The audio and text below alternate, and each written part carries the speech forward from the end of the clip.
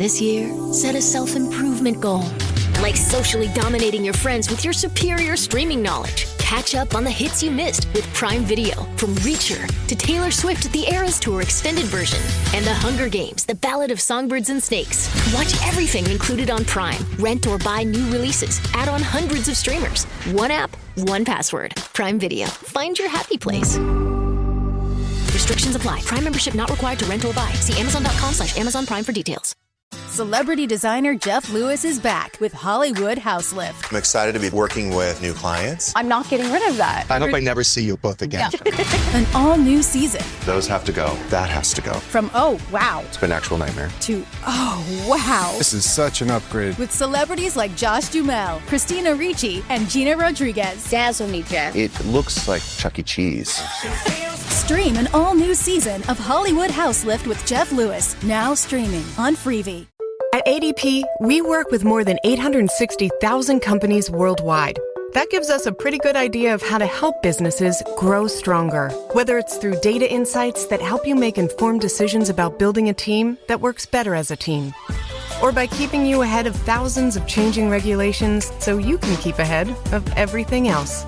Like building that better team. Grow stronger with ADP. HR, talent, time, and payroll.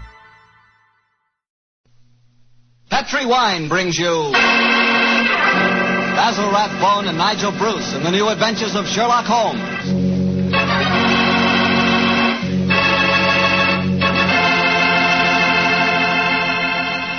The Petri family, the family that took time to bring you good wine, invite you to listen to Dr. Watson tell us another exciting adventure he shared with his good friend, that master detective, Sherlock Holmes.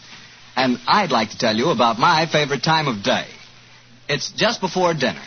You know, when the family's all sitting around in the living room and wonderful things are cooking in the kitchen? Ah, that's for me. And boy, that's the time for a glass of sherry. Because Petri California sherry really makes waiting for dinner a pleasure. That Petri sherry is the perfect before-dinner wine. Just look at its beautiful amber color. And then taste that wonderful Petri sherry. What a flavor. Petri sherry has a rich, nutty flavor that's right from the heart of sun-ripened grapes. And if you like your sherry dry, you know, not sweet, you'll want to get Petri Pale Dry Sherry. Or better yet, taste them both. Don't buy one, buy two. Those letters P-E-T-R-I on the label are the personal assurance of the Petri family that Petri sherry is truly good wine.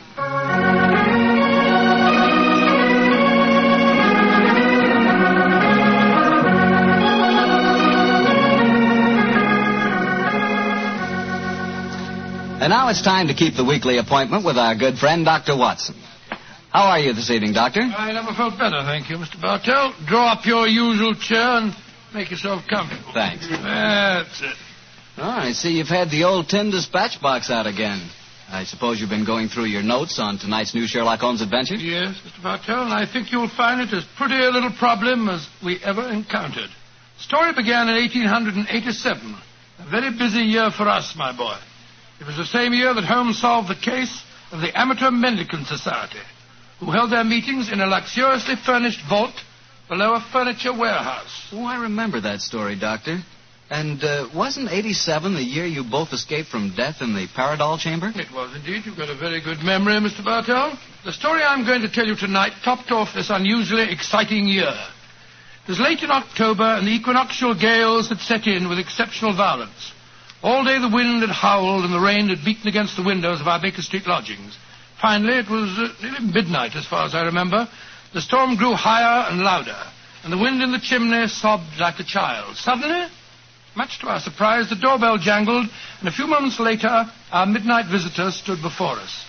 He was a man of about 45, and as he looked about him anxiously in the glare of the lamp, I could see that his face was pale and that his eyes heavy, like those of a man who was weighed down with some great anxiety. And yet when he spoke, his tone was businesslike and almost aggressive. I've come to you for advice, Mr. Holmes. That's easily obtained. And help. That is not always so easy. Help the gentleman off with his coat, will you, Watson? Here you are, sir. Let me hang it up for you. Thank you, sir. I heard of you, Mr. Holmes, from Major Prendergast. Oh, yes. He said that you could solve anything. Oh, I'm afraid he said too much. But you've never been beaten. I've been beaten 4 times, sir. 3 times by men and once by a woman. But supposing you sit down and introduce yourself. My friend's name is Watson, Dr. Watson. How do you do, sir? How do you do, Doctor? My name is Lovelace, Edmund Lovelace. And what brings you to me at this hour of the night, Mr. Lovelace? I'm in terrible trouble, Mr. Holmes. You don't know anything about me, but if you'll accept my case, you can save 4 lives. I wouldn't say that I know nothing about you, sir, though it's true that I know little beyond the somewhat obvious fact that, you're single, that you keep a dog, but not a manservant, and that you are much preoccupied with your business, which I take to be some form of insurance. Oh, come. Oh, steady. Now, what is this? Well, magic? I'll wager that my friend's right, though. Isn't he, Mr. Lovelace? Perfectly. But I'll be hanged if I can see how he knows It's a practical application of logic, sir. The briefcase that you carry might at first indicate a barrister or some other professional man, but your brusque, businesslike manner counteracts that suggestion. An insurance broker who must visit clients at odd hours is the likeliest man to combine that manner with a briefcase at midnight. But the wife and the manservant, and the fact that I'm preoccupied with my business. Your cufflinks don't match, sir. Each is from a different pair. That would suggest preoccupation, and it's a mistake that neither a wife nor a manservant would have allowed to pass. Yes, but how about the dog? Oh, surely that's obvious, Watson. Well, I can't see it. I shall let you ponder on that matter while Mr. Lovelace tells us his problem. Mr. Holmes, are you as interested in preventing a murder as in solving one? Well, naturally I am, Mr. Lovelace. Even more so. But please tell me your story.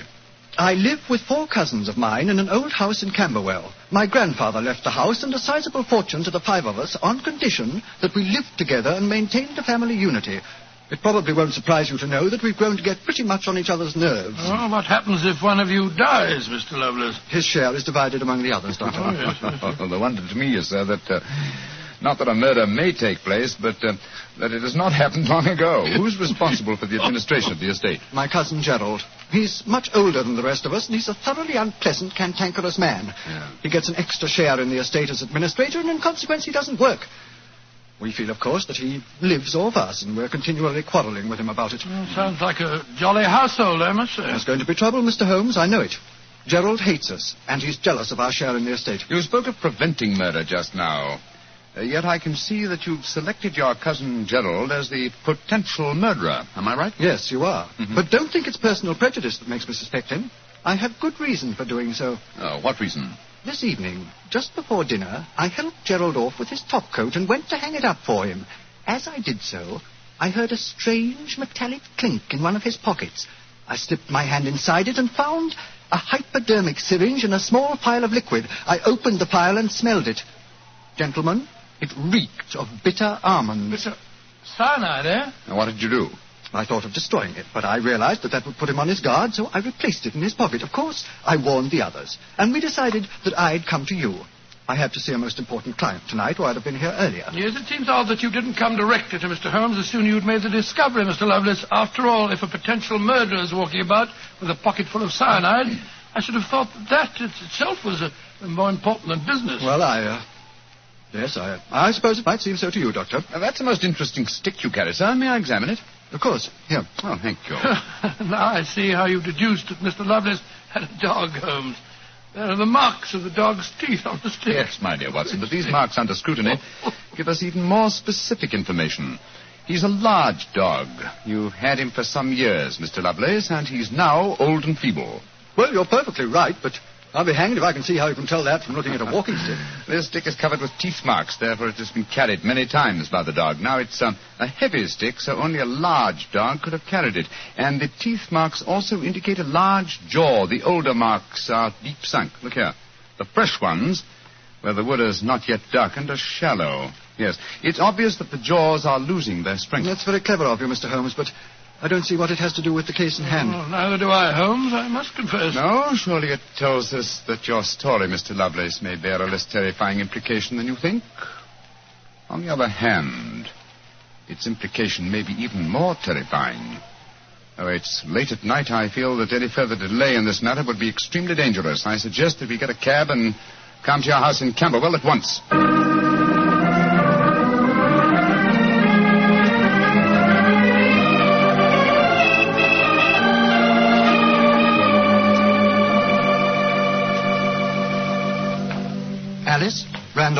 I'm glad you're still up.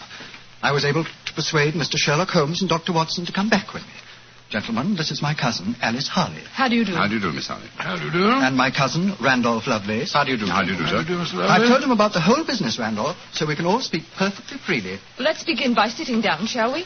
Randolph and I had just finished a little cold supper. We've been to the theatre tonight. Well, Mr. Holmes, I suppose Edmund told you about finding the hypodermic syringe and the cyanide in Gerald's coat pocket. Yes, tonight. indeed. May I ask where your cousin Gerald Lovelace is now? We left the house at 7, but I imagine Gerald went upstairs at 8, as usual. Didn't he, Edmund? On the stroke of 8, Alice. He's very fixed in his habits, Mr. Holmes. He goes up to his room every night at 8. There he reads or works on his accounts and eventually goes to bed any time between 10 and 1. Well, he might still be up. I should like to speak to him a little later. In the meanwhile, may I ask you two young people, tell me quite honestly your feelings about your cousin Gerald? And you might as well be frank. I've kept nothing back. All right. Randolph and I hate him. First of all, we're sure he's jealous of our shares in the estate, and then we... Alice and I want to get married, Mr. Holmes, and Gerald won't hear of it. But you're cousins, aren't you? Only second cousins, Dr. Watson. Gerald is dreadfully conventional. He's threatened us that if we do get married, he'll go to court and try to have our shares in the estate annulled. And from the way the will is worded, I wouldn't be surprised if he could do it. So you can see why we have no great love for him, and why we're afraid of him. Well, he sounds an extremely unpleasant person to me. You mentioned there were 5 cousins in the house. 3 of you are here. Mr. Gerald Lovelace is upstairs. Who and where is the 5th cousin? The 5th cousin is my brother, Gilly. He's something of a tragedy, I'm afraid. You see, Gilly's 20, but he never developed mentally beyond the age of 8. He had a bad fall in the hunting field when he was a kid. He's been like this ever since. Oh, I'm sorry to hear that, sir. But he's the dearest, most gentle boy you've ever met. And, incidentally, the one person in this house who doesn't hate Gerald. The poor fellow doesn't understand the conditions of the will, I suppose. No. But if he did, I don't think it'd make any difference. I swear that Gilly loves every living thing, especially Gladstone. Gladstone is the name of his dog. His dog? Yes. The dog may be the key to this whole matter. The dog? What makes you say that, Holmes? When a man brings a quick and painless poison home to a household containing an old and feeble dog, it's more than possible that he has obtained that poison quite legitimately to give the dog a merciful death. To kill Gladstone? Oh, no. After all, Alice, dear, he is old and almost blind But, now. Mr. Holmes, if you think Gerald brought home the poison to put Gladstone out of the way, well, and I admit it sounds perfectly logical, what made you decide to come here tonight? Because I dare not even guess what you may have done by intruding the thought of murder in this situation. Where is your brother Gilly? In his room upstairs, asleep. I wonder if we might go up to him. I should like to talk to him, if you don't mind. And after that, I want a few words with your cousin, Gerald Lovelace.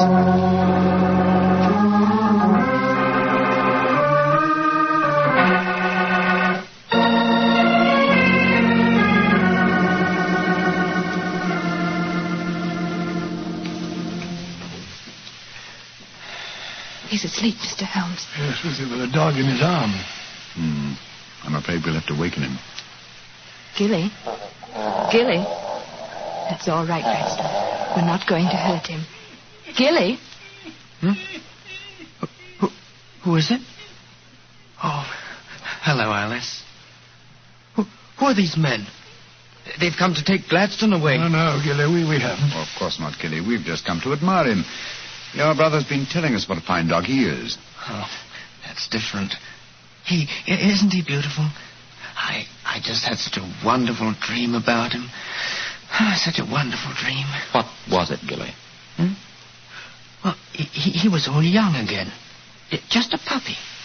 He was chasing a rabbit across a cliff top. And I was running with him. Oh, Gladstone looked so beautiful. Didn't you, old boy? Of course you did. And you know, the rabbit went down a hole, and Gladstone went down after him. And I went down after Gladstone. And we all had tea with the rabbits. Oh, it was so funny. They all had little green hats on. Hats with feathers. I wanted Gladstone to try one on, but he wouldn't. So sleepy. Come on, Gladstone. Let's go back to the tea party. Okay. His world may be a great deal more pleasant than ours, Watson. That's what I'd like to think, Mr. Holmes. Now I'd like to have a few words with your cousin Gerald. His room's at the end of this corridor. I'm afraid Gilly wasn't much help to you, Mr. Holmes. On the contrary, young lady, he told me exactly what I wanted to know. Here we are. This is Gerald's room. There's no light under the door. He must have gone to sleep. I'm afraid we must waken him, too. Must be a heavy sleeper. But he isn't. He's a remarkably light one. Come on, let's go in. Strike a match, will you, old fellow? Sure. The gas mantel's at the head of his bed, Dr. Watson. Yeah. Well, he's lying on the outside of his bed. He must be... There's blood on the pillow. Great Scott, Holmes. The back of his skull smashed in. He's been murdered. Oh, no! Horrible! Yes, Watson, but not by the blows on his head. Look here on the table by his bed. A hypodermic syringe and a broken file. Yes, a broken file. Reeking of bitter almonds. Poor devil. Well, I won't pretend I liked him. But what a ghastly way to die. All they that take the sword shall perish with the sword. So the scriptures say, Mr. Lovelace. The very suspicion of the killing has brought murder to pass. Well, it's too late to prevent it. Our job now is to find the killer and see that he's brought to justice.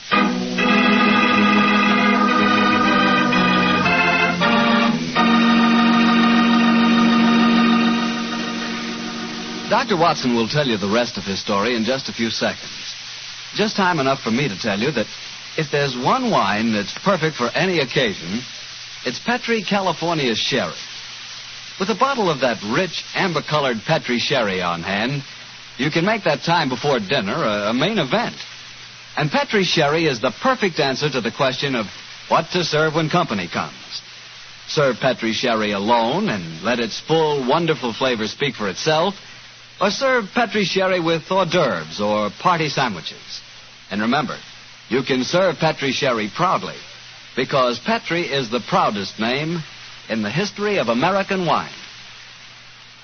Well, Dr. Watson, so you found Gerald Lovelace dead in one of the bedrooms of the house in Camberwell.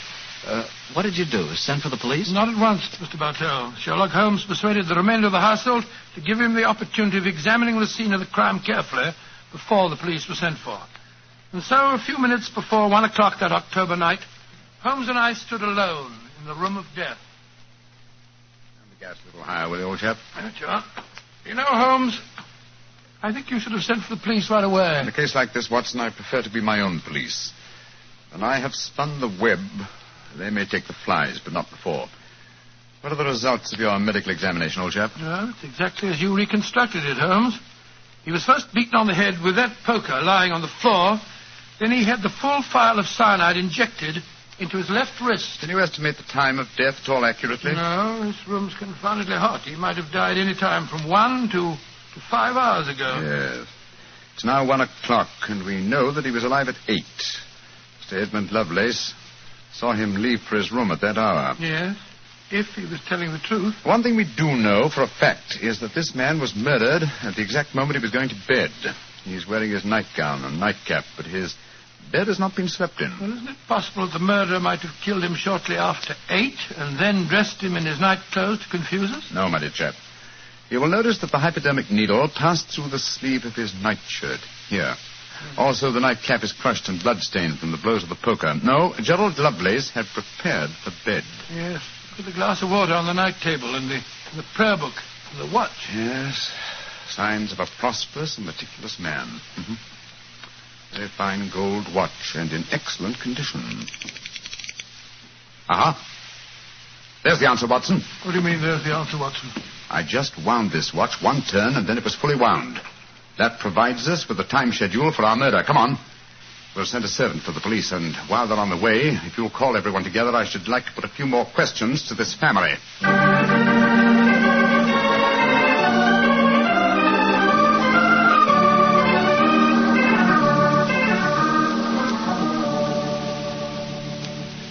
Before the police arrive, I should like to hear your statements again very carefully, if you don't mind. Mr. Edmund Lovelace, what were your exact movements tonight? I left here shortly before 10. From 10 o'clock until the time I came to Baker Street, I was with my client. His name and address, please. Derek Waterlow, 39 Onslow Square, South Kensington. Thank you. Make a note of these, will you, Watson? All right, you're home. You, Miss Harley, and you, Mr. Randolph Lovelace. went to the theatre together. Can any independent witness testify as to your movements? Well, yes, Mr. Holmes. We went with friends, the Grant Moresbys. They live at the Clarendon Hotel off Charing Cross. What time did you leave this house? Well, it was about 7:45, wasn't it, Alice? Yes, and after the play, we went to the Café Royal for a little refreshment with our friends and then came back here. I see. And what time did you arrive back at this house? Just a few minutes before midnight. I remember the grandfather clock in the hall striking just as we went into the drawing room. And your brother Gilly, sir. I hate to waken him again. Have you any idea of his movements tonight? Well, he never goes out after dark, Mr. Holmes. But I spoke to the cook as we came in tonight. She says that he played cards with her until just after 10 o'clock. He was fast asleep when I looked in on him shortly after midnight. Thank you. You've made a note of all these facts, Watson? Yes, Holmes, I got them all down. Good. Then let's be on our way to Baker Street. But the police, Mr. Holmes, they're on their way. I know. Please give them my regards, will you?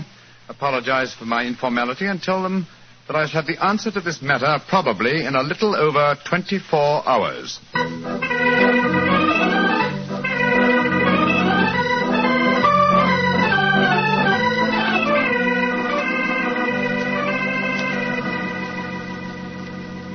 Holmes, here it is well after midnight. You haven't done a thing on the Camberwell case. No, but you have, old chap. You've checked on all the time alibis and found them valid. I'm much obliged to you. Yes, Inspector Lestrade was here tonight, you know, and he made some pretty caustic remarks, I can tell you. Oh, didn't you inform him that I'll have the answer to the problem before many hours have passed? I did, but you know, Lestrade, he wanted action. He shall have it. Is the watch still running? Yes, there's another thing. What'll Lestrade say when he finds that you took the dead man's watch? I've no idea. Oh, why didn't you take it anywhere? You sound sleepy, old chap. I am confoundedly sleepy. Why don't you go to bed? What are you going to do? Continue my vigil with my pipe and the watch of a dead man.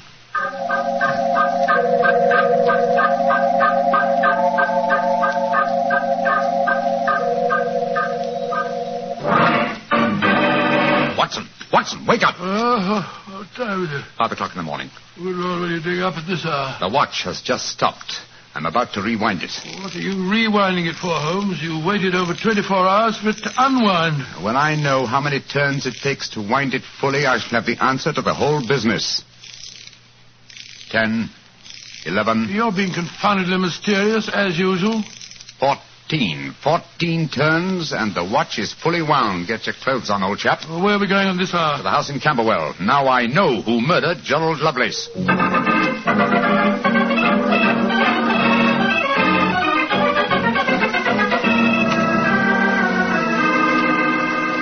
Mr. Edmund Lovelace, I'm glad you let us in. Please take us up to your young cousin's room at once. Really? What do you want with him? I'll explain in a moment. Please take us up to him. Well, of course, but what brings you here at this hour of the morning? Mr. Holmes knows who murdered your cousin. Well, I'm glad to hear it. It's more than the police seem to know. They were here half the night cross-examining us. Here we are. I don't think we'll bother to knock.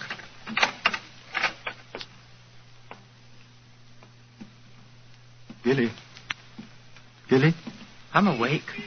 We heard you coming up the stairs, didn't we, Gladstone? It's the same man again. You're not going to take Gladstone away, are you? Please don't take him away. Don't worry, Gilly. We're not going to touch him. Oh, that's all right, then. Oh, Gilly. Yes? You really love that dog, don't you? Of course I do. More than anything or anybody. I believe you'd even kill a man who tried to hurt Gladstone. Wouldn't you? Oh, yes, sir. I would. Gilly! No. Great Scott. Gilly, I don't think you'd really kill a man. I don't think you could. Couldn't I, though? How would you kill him? I'd hit him first. I'd take a poker and hit him on the head so he couldn't fight back. And then I'd take the nasty needle he told me he was going to stick in Gladstone, and I'd fill it full of that water he showed me, and I'd stick it in him. That's what I'd do. Then he'd be dead. And he couldn't hurt my Gladstone anymore. Not ever. Let's leave him, shall we? Goodbye, Gilly. Pleasant dreams. Goodbye, sir. Good old Gladstone. You satisfied, sir? Yes. Poor Gilly. There's no doubt about it, of course. Oh, I Can there be no one who described the murder to him, and yet he's just given an exact description of its method? What'll happen to him? They won't try him. No. A little pressure in the right places, and he'll be released to a private nursing home. I'll do everything I can, Mr. Lovelace. Thank you, Mr. Holmes. Thank you very much.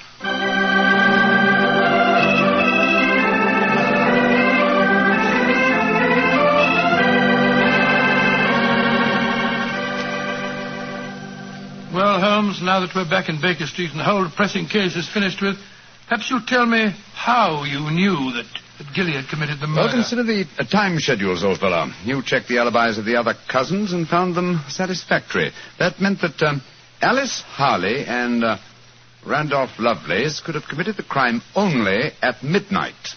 Edmund only before 10. Gilly only around 11. You said that the time of death could have been at any of those hours. Yes, I did. So how did you pin it down to 11? The watch gave me the specific answer. When I picked it up, I unthinkingly wound it. Made one turn and was then fully wound. Now, when does a methodical, precise man like Gerald Lovelace wind his watch? Just as he's going to bed. Exactly, old fellow. So that it was obvious that he was killed precisely one watch stem turn before I wound his watch. Now I'm beginning to see daylight, Holmes. So you let the watch run down? That's what I did. It took 28 hours, from 1 o'clock the night before last until 5 this morning. Now, how many turns did it take to rewind it? 14, wasn't it? That's right. Therefore, one turn of the watch stem equaled 2 hours, proving that Gerald Lovelace had been murdered 2 hours before 1 o'clock at 11 p.m. When Gilly was the only one who could have done it. You know, Holmes, I still find it hard to believe that boy was capable of such a ghastly crime. He seemed so gentle. Oh, he is.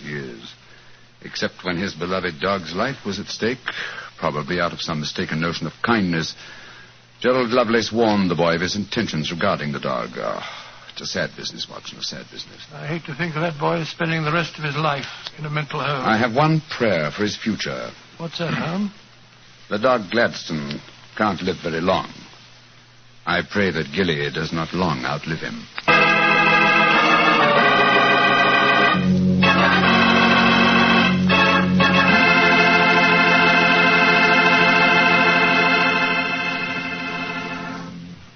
Doctor, that was a remarkable bit of deduction on the part of Mr. Holmes. Yes, extremely clever, wasn't it? Of course, if I may say so, I was of some small help myself. Small help? Why, Doctor, you practically solved the case by yourself. Oh, I wouldn't go as far as saying that. But, Doctor, you did check all the alibis, didn't you? Yes, I checked where each suspect was at various times. Yes, you checked time. And what's more important than time? Well, Why, Doctor, time is even vitally important when it comes to wine. I was wondering how you were going to bring that in. And one thing we do know, Petri took time to bring you good wine. So nobody can miss with Petri wine. It's just got to be good. You know, you can't be in the wine business as long as the Petri family without really learning all about the fine art of making wine. And don't forget, the Petri family has been making fine wine since way back in the 1800s. So, naturally, they've been able to hand on down from father to son, the result of generations of experience at turning luscious, sun-ripened grapes into fragrant, delicious wine. No matter what type of wine you prefer, you'll like it more if it's a Petri wine, because Petri took time to bring you good wine.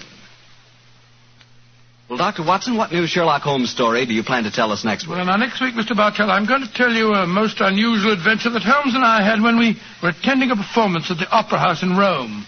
It concerns a famous singer who lost her voice, an understudy who was nearly lynched, and a murder that baffled the police. I call it The Adventure of the Terrifying Cat. Well, that's a story we've got to hear. Thank you, Mr. Bartell. And before you go, I want to talk to our friends about their war bonds. You know, during the war, the best investment we could find was the United States War Bond. And for my money, they're still a great investment. They're called United States Savings Bonds now, and only the name is changed. Savings bonds are sold in the same denominations and give you all the same advantages. And you can buy savings bonds at the same places at your bank or your post office or through the payroll savings plan. So invest all you can in United States Savings Bonds, because you cannot find a better or a safer investment.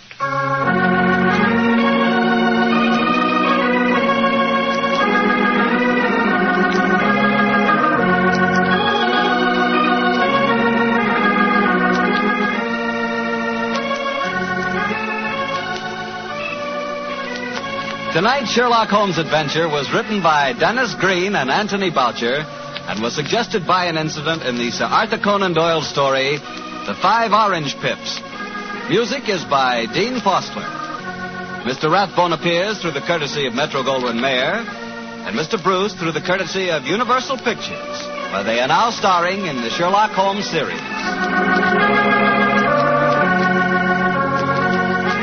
The Petri Wine Company of San Francisco, California, invites you to tune in again next week, same time, same station. Sherlock Holmes comes to you from our Hollywood studios.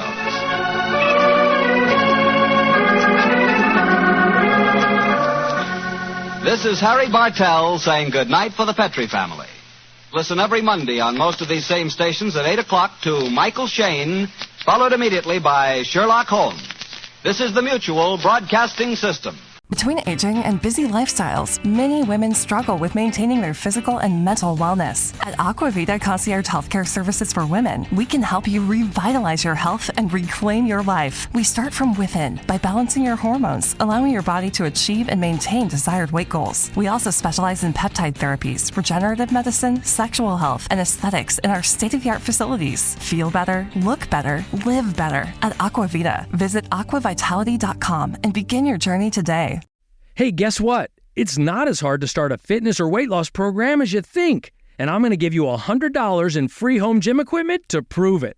I'm Carl, the co-founder of Body. That's Body with an I, the health and fitness app with thousands of 5-star reviews because our people get results. And I guarantee you'll lose 5 to 10 pounds in your first month or you don't pay.